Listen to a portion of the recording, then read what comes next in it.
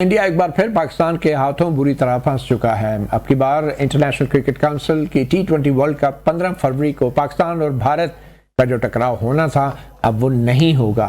पाकिस्तान और भारत के जितने भी मैचेस इंटरनेशनल क्रिकेट काउंसिल करवाती रही है, ये काउंसिल के लिए और मेज़बान मुल्क के लिए मालियाती एतबार से बहुत सूदमंद फ़ायदेमंद रहे हैं। और अब की बार दो क्रिकेट जायंट्स के दरमियान अब ये मुकाबला अगर नहीं हो रहा तो इसके हवाले से बहुत से सवालात पैदा हो गए हैं कि क्या इस तरह के मुकाबले कराने में कोई फ़ायदा भी है या नहीं, और ये कितना बड़ा बिजनेस का एक नुकसान होगा। इसी सिलसिले में हमें ज्वाइन किया है मिर्ज़ा इकबाल बेग, स्पोर्ट्स जर्नलिस्ट हैं।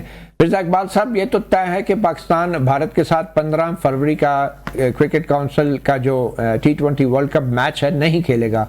इसमें असूली मौक़िफ़ क्या है पाकिस्तान का?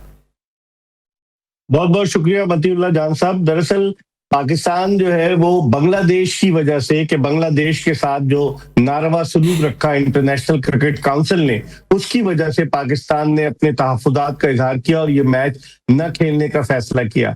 लेकिन मेरे जराए ये बता रहे हैं कि बैकडोर कोशिश कर रहा है आईसीसी के किसी तरीके से पाकिस्तान को कन्विंस किया जाए कि पाकिस्तान ये मैच खेले। और जिस तरह आपने इंट्रो में बताया कि इससे भारी माली नुकसान होगा, तकरीबन $250 मिलियन का एक मैच का जो ब्रॉडकास्टर या दीगर लोग जो है वो कमाते हैं, वो फायदा होता है। और ब्रॉडकास्टर ने मतीउल्लाह साहब ये शर्त रखी थी कि आईसीसी का जो भी इवेंट होगा, चाहे वो 50 ओवर्स का वर्ल्ड कप हो, चाहे T20 वर्ल्ड कप हो, चाहे चैंपियंस ट्रॉफी हो, पाकिस्तान और भारत एक ही ग्रुप में होंगे।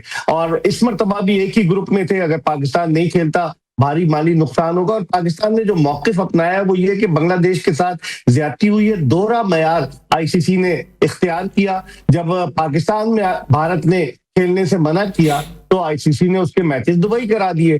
जब बांग्लादेश उनसे रिक्वेस्ट कर रहा है कि हमारा ग्रुप स्वैप करें और हमारे मैचेस, हमारे खिलाड़ियों को खतरा है, हमारे मैचेस कोलंबो करा दें, तो आईसीसी ने उस पर मना कर दिया। लेकिन मतीउल्लाह साहब, इस वक्त आईसीसी मुकम्मल तौर से भारतीय कंट्रोल में है, जिसका अंदाजा आप इस बात से लगा सकते हैं कि जब बोर्ड मीटिंग हुई, उस बोर्ड मीटिंग में जो 16 मेंबरान होते हैं उनमें से 14 मेंबरान ने इस बात के हक में फैसला दिया कि बांग्लादेश का शेड्यूल नहीं चेंज किया जाए। सिर्फ दो मुल्क पाकिस्तान और बांग्लादेश खड़े थे। तो इससे आप अंदाजा लगा सकते हैं कि आईसीसी किस तरफ जा रही है। एक बंद गली में आ गए। पाकिस्तान ने बड़ा जबरदस्त छक्का लगाया, बड़ा जबरदस्त शॉट खेला है। अब देखते हैं कि इसके नतायज क्या बरामद होते हैं आइंदा आने वाले दिनों में। अच्छा इकबाल बेग साहब, क्या असूली तौर पे कोई भी मुल्क किसी दूसरे मुल्क के साथ होने वाले सलूक की बुनियाद पर कोई फैसला कर सकता है? और ये जो एहतजाजन हमने बॉयकॉट किया है 15 फरवरी के मैच का, तो क्या मुस्तकबिल के लिए ये एक अच्छी नज़ीर है या बुरी नज़ीर है? बिल्कुल आप सही कह रहे हैं। लोग कह रहे हैं बॉयकॉट नहीं है, 4 फीट करेंगे हम अपना मैच। ये एक बुरी नज़ीर है।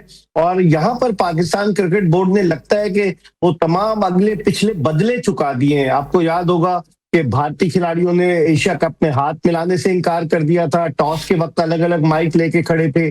फिर एशिया कप की ट्रॉफी उन्होंने मोहसिन नकवी साहब से वसूल नहीं की। 28 सितंबर को एशिया कप भारत जीता था, लेकिन उसके बाद से नहीं। तो लगता है पाकिस्तान ने अपना पिछला हिसाब बराबर किया है। बांग्लादेश को उसके कंधे पे बंदूक रख के पाकिस्तान ने अपना पिछला हिसाब बराबर किया है, जिसकी वजह से आईसीसी परेशानी का शिकार है। क्योंकि माजी में जब टीमों ने अपने मैचेस 4 फीट किए मतीउल्लाह साहब, तो उन्होंने ये रीजन दी सिक्योरिटी की। जैसे 1996 के वर्ल्ड कप में वेस्ट इंडीज और ऑस्ट्रेलिया वो नहीं गए श्रीलंका, क्योंकि वहां पर तमिल टाइगर्स की लड़ाई हो रही थी। उन्होंने कहा सिक्योरिटी का मसला है। 2003 के वर्ल्ड कप में इंग्लैंड जो था वो जिम्बाब्वे नहीं गया, सिक्योरिटी का मसला। और न्यूजीलैंड कीनिया नहीं गया, सिक्योरिटी का मसला।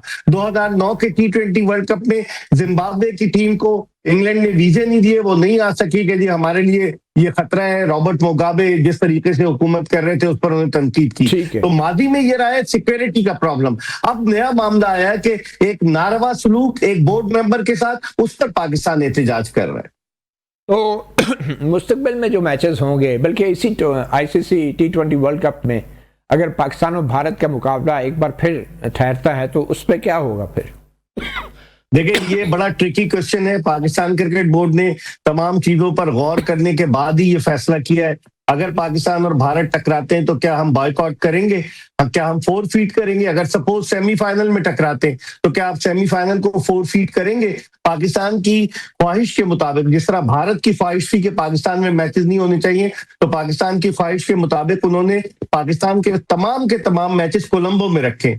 और खास बात यह मतीउल्लाह साहब के जो फाइनल है जो 8 मार्च को होना है, उससे भी उन्होंने अहमदाबाद ऑब्लिक कोलंबो लिखा है कि अगर पाकिस्तान फाइनल में पहुंचता है में होगा। तो बड़ी एक अजीब और गरीब सूरत हाल है पाकिस्तान क्रिकेट बोर्ड के लिए। फैसला तो हमने कर लिया, हुकूमत पाकिस्तान ने ट्वीट के जरिए अपने फैसले से भी आगाह कर दिया, लेकिन मेरे जराए ये कह रहे हैं कि बैकडोर कुछ न कुछ हलचल मची हुई है। और दूसरे आईसीसी जो है वो अपने बोर्ड का इजलास दोबारा बुलाने जा रहा है, और बोर्ड अगर उसमें ये फैसला करता है, जिसमें 16 मेंबरान है, 14 एक तरफ है, अगर वो ये फैसला करता है कि पाकिस्तान भारत का मैच नहीं खेलना तो इसको टूर्नामेंट से आउट कर दो, ये भी डिसीजन आ सकता है।